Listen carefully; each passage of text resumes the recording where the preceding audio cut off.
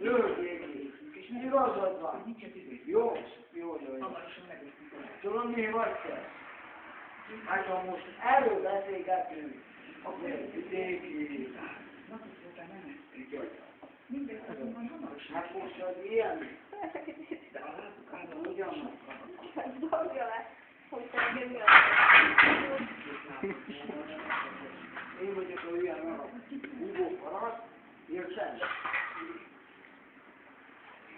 Megalázkodok érted?